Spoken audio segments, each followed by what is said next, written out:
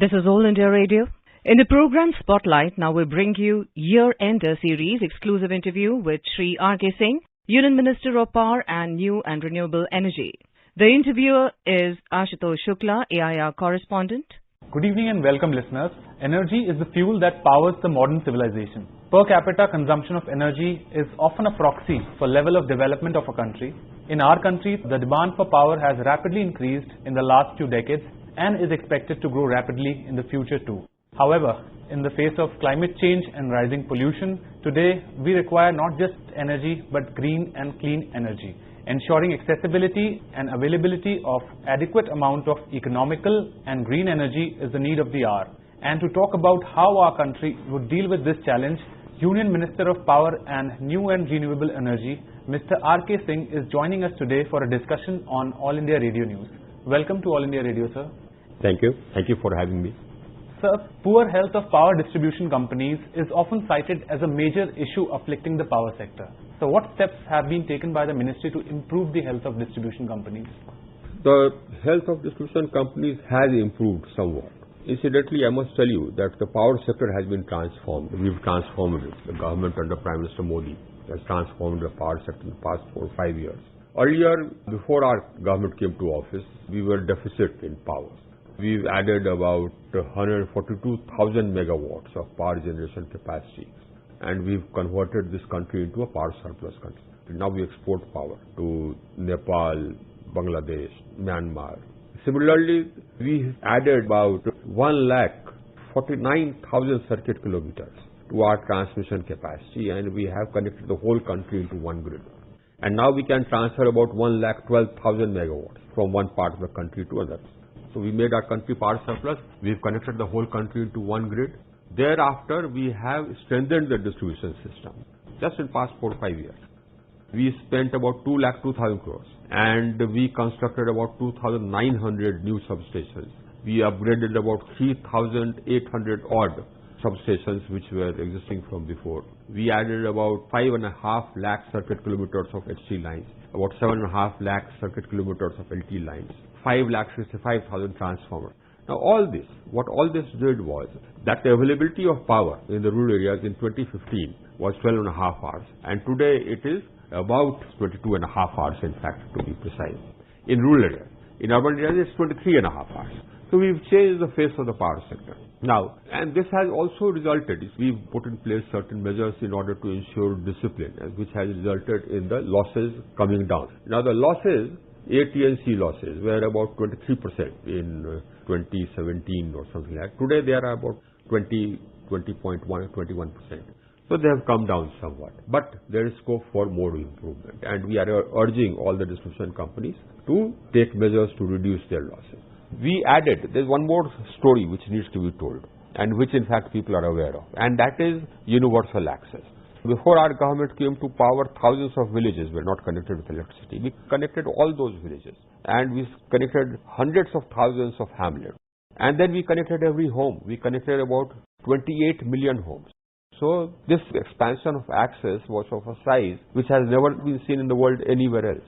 Now, all this we did while carrying out energy transition.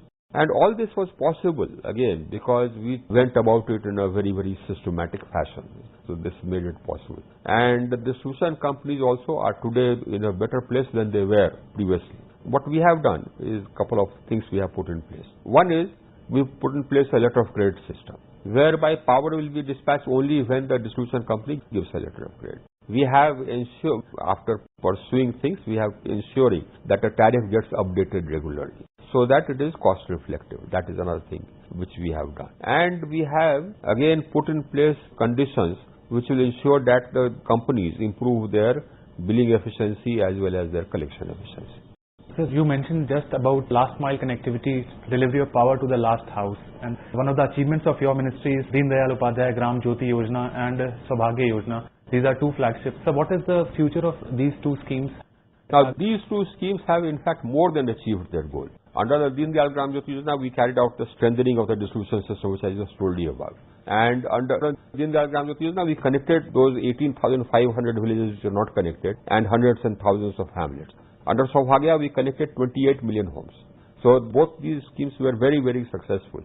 Now we have come out with another scheme, and that scheme is to modernize our system. We've strengthened our system. As I said, the availability of electricity has gone up to 22.5 hours in rural areas, 23.5 hours in urban areas. Now our intention is to modernize the system. So we come out with a new scheme worth about 3 lakh crores, whereby we are giving money for digital systems, automatic systems like the SCADA systems, DMS.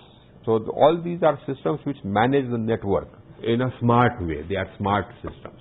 So if there is any defect anywhere, they sort of bypass it. Our next target and our next vision is modernizing these systems. We make these systems future ready. For this we have started this new scheme. So prices of power are rising globally. For example, in Europe, the price of power in this season has risen to approximately 5 to 10 times the usual rate. And what steps are being taken by the government to ensure that such price rise in cost of electricity does not happen in our country? What has happened in Europe has not happened here. We are aware that the price of power in India has not gone up steeply. And the reason is the number of steps which we have taken. Now, one step which we took was that we gave flexibility to the generation companies to use their coal in their order of priority, and their order of priority is to give coal first to plants which are more efficient, right? So we got the more efficient plants generating more. So the priority in the supply of coal goes to the more efficient plants. Another thing which we did was that we have put in place a merit order dispatch. That means when demand comes on priority, the more efficient plants are scheduled first. So that means plants which make electricity at a cheaper rate are scheduled first. So this keeps the price of power down. If a plant is inefficient and if the price ECR, we call it, energy charge rate is high, it won't get scheduled because it comes down low in the merit list. So we put that in place. Now all these, the net result has been that from 14 onwards or 14-15 onwards, the price of coal and freight etc. has gone up almost by 45%. But the price of power of NTPC has gone up by just 3% per unit. That's the impact which this has had. Another aspect, of course, is the energy transition. Currently, we have 150,000 megawatts of renewable energy capacity installed already. And that is cheaper than conventional power. So that is also keeping the prices in check. So you mentioned that now the price of renewable energy is cheaper than the conventional power. Yes. This has not been the case in the past. So yes. How did you manage that? We saw that volumes work, and we've added volumes. So this huge volume which we have added, incidentally I must tell you that we had pledged in COP21 in Paris in 2015 that by 2030 40% of our capacity will come from non-fossil fuel sources. We've reached that already in 21. That is how fast we are. So we are adding capacity, we are adding renewable energy capacity at a rate which perhaps no other country can match. So energy efficiency is one of also your Yes, target in fact that reminds, see, an example of how volumes bring down prices can be seen in the LED program. Under the LED program, in all about 36 million odd bulbs, tube lights etc. were sort of distributed by EESL, which is a government company. And about 63 million were sold by the market, about 100 million. And that has reduced our CO2 emissions by 177 million tons per annum. And that has brought down the demand, and that has saved electricity, I think, worth about thousands of megawatts of electricity consumption has been reduced. And this increase in volumes, which brought down the price of LED. When we started, the price of an LED bulb was somewhere in the region of 400 rupees. Now it's 40 rupees. So one of the INDCs that India has set for itself is to reduce the energy intensity of our GDP. And so in this direction, measures like star rating of appliances is very, very popular. So what are steps being taken to ensure energy efficiency in other energy intensive sectors like industries or buildings? In industry, we have a scheme called Perform, Achieve, Trade. Now in that, we set targets for energy efficiency in industries and emissions intensity in industry, looking at what the latest technology in that industry is. And those industries, they have to achieve that reduction in energy intensity. If they don't, then they are fined.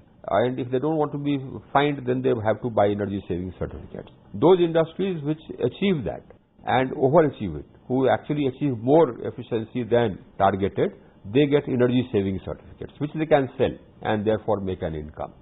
Under this, we are in the 7th cycle. We have covered almost about 1,300 industries. Now, in only the 2nd cycle, the audit of which has been released, the saving of CO2, the reduction in CO2 emissions is about 66 million tons per annum.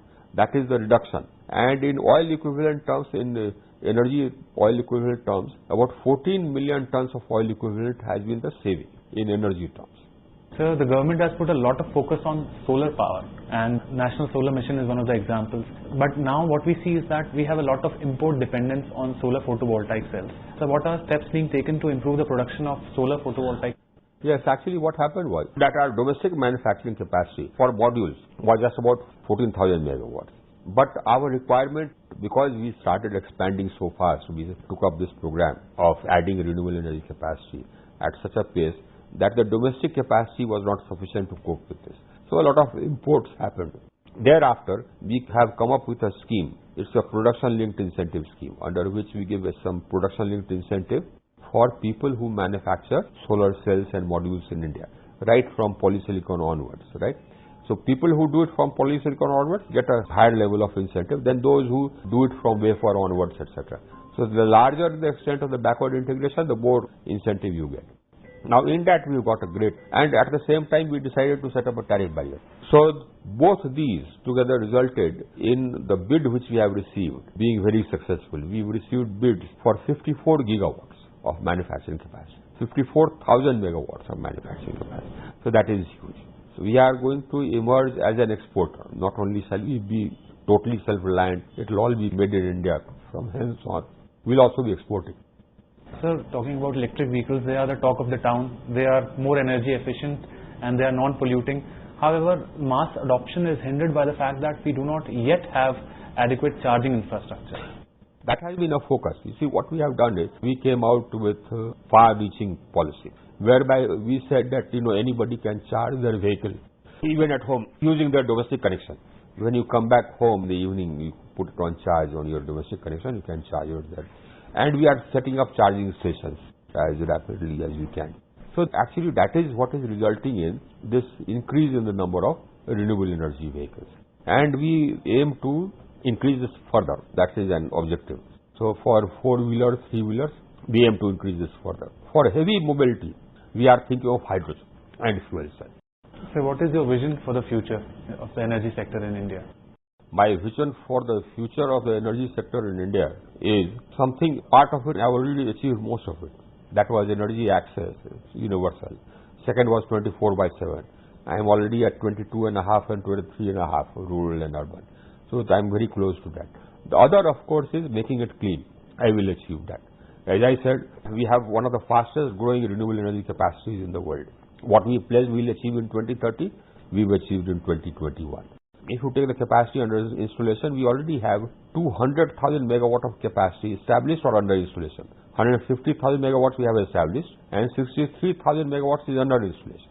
So I have only about 300,000 more megawatts to establish by 2030, which we shall do. I mean, about 30,000 megawatts per year. My objective is clean energy at affordable rates 24/7. And my another objective, of course, is green agriculture, meaning do away with use of diesel in agriculture pump sets, even in tractors. That's my vision. So tractors should also run on batteries, charged by solar. Farmer should irrigate his fields using solar, kusum. Every householder should become a prosumer. From a consumer, he should also become a prosumer, producer plus consumer. That is my vision. Listeners, today we had with us Union Minister of Power and New and Renewable Energy, Shri R.K. Singh with us, and he discussed the targets and achievements of Ministry of Power and New and Renewable Energy. Thank you, sir, for joining us on All India Radio News. You were listening to Year-Ender Series exclusive interview with Shri R.K. Singh, Union Minister of Power and New and Renewable Energy. The interviewer was Ashutosh Shukla, AIR correspondent. This program was produced and presented by the News Services Division of All India Radio. You can listen to it on our mobile app, News on AIR. This program is also available on our YouTube channel, News on AIR Official. You may email your opinion about the program at airnsttalks@gmail.com.